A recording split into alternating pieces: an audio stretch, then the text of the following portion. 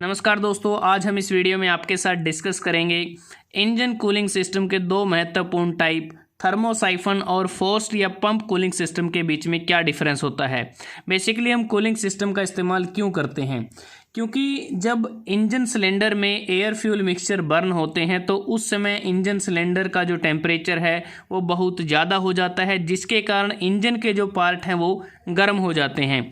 तो उन particular parts के टेम्परेचर को कम करने के लिए या इंजन के एक सफिशिएंट ऑपरेटिंग टेम्परेचर को प्रोवाइड करने के लिए कूलिंग सिस्टम का इस्तेमाल किया जाता है। तो बात करते हैं कि थर्मोसाइफन और पंप कूलिंग सिस्टम कैसे एक दूसरे से अलग होते हैं। और ये जो दोनों टाइप हैं ये वाटर कूलिंग के टाइप हैं। तो सबसे पहले ये जो थर्मोसाइफन कूलिंग सिस्टम है, अगर आप इसमें डायग्राम को देखते हैं, इसमें जो सर्कुलेशन होता है वो रेडिएटर से वाटर जैकेट तक होता है। रेडिएटर की जो वर्टिकल ट्यूब्स अगर आप देखें, अपर टैंक से लोअर टैंक में वाटर आता है और लोअर टैंक से जाता है वाटर जैकेट में।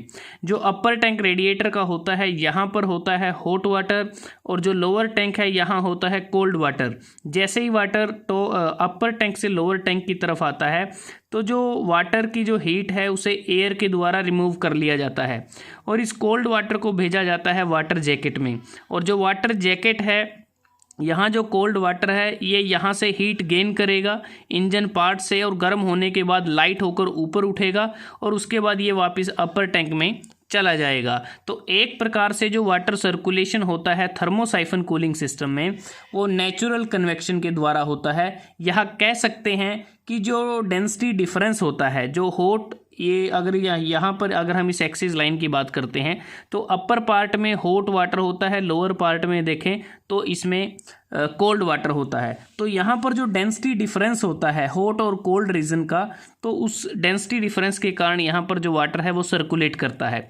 लेकिन जो फोर्स्ड या पंप कूलिंग सिस्टम है, नाम से ही पता चलता है पंप कूलिंग सिस्टम, यहाँ पर वाटर की सर्कुलेशन के लिए जो लोअर टैंक और जो वाटर जैकेट है उसके बीच में एक इम्पेलर या पंप लगा होता है और एक सेंट्रीफ्यूगल पंप होता है जिसे इंजन की जो क्रैंक शाफ्ट होती है वहाँ उसकी शाफ्ट के साथ वी बेल्ट के साथ इसको ड्राइव किया जाता है।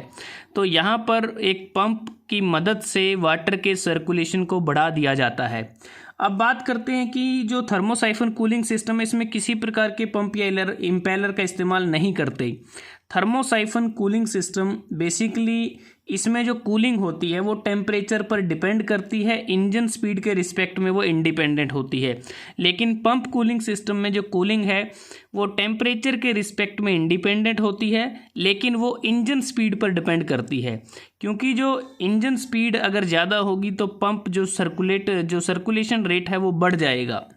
अगर रेट ऑफ कूलिंग की बात करते हैं, थर्मोसाइफन कूलिंग सिस्टम में रेट ऑफ कूलिंग स्लो होता है, इनसफिशिएंट होता है, क्योंकि इसमें जो वाटर सर्कुलेशन तभी स्टार्ट होता है जब इंजन गर्म हो जाता है, तभी थर्मोसाइफन एक्शन कार्य करता है।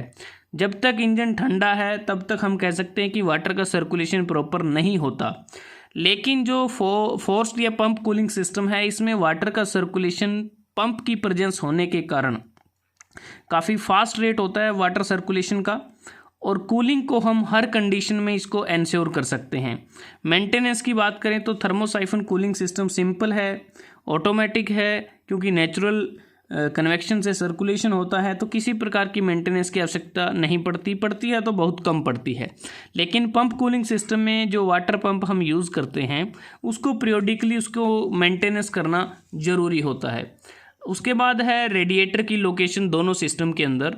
जो थर्मोसाइफन कूलिंग सिस्टम है इसमें जो रेडिएटर का जो अपर टैंक है उसका जो लेवल है इंजन सिलेंडर से वो ऊपर होना चाहिए, क्योंकि जो ग्रेविटी ऑफ फ्लो है, जो वाटर का जो ग्रेविटी ऑफ फ्लो है उसके कारण जो वाटर हमारा फ्लो करता है, इसलिए हम यहाँ पर जो रेडिएटर है उसके लेवल को इंजन सिलेंडर के लेवल से ऊपर रखते हैं, हाई रखते हैं।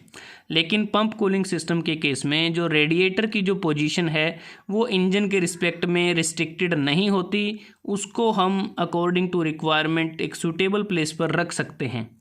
अगर कॉस्ट की बात करते हैं तो थर्मोसाइफन कूलिंग सिस्टम की कॉस्ट कम होती है, चीपर सिस्टम होता है, लेकिन जो पंप कूलिंग सिस्टम है ये कॉस्टली सिस्टम होता है। एप्लीकेशन की बात करें तो थर्मोसाइफन कूलिंग सिस्टम आज की डेट में तो एक प्रकार से ऑब्सोलीट हो गया है, इसको वाइडली यूज़ नहीं करते। अगर सूटेबल था तो ये लो कैपेसिटी इंजन के लिए ही सूटेबल था, लेकिन जो पंप कूलिंग सिस्टम है इसको वाइडली यूज़ किया जाता है लार्ज इंजन के लिए, जहां हमें हायर आउटपुट मिलता है।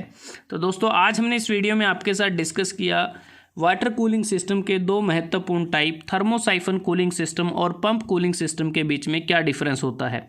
अगर आपको ये वीडियो अच्छा लगा आप इसको लाइक कर सकते हैं, शेयर कर सकते हैं अपने दोस्तों के साथ, स्टूडेंट्स के साथ, और चैनल को सब्सक्राइब करना ना भूलें। जल्दी हाजिर होते हैं एक नए वीडियो के साथ, तब तक के लिए धन्यवाद। आपका दिन शुभ रहे।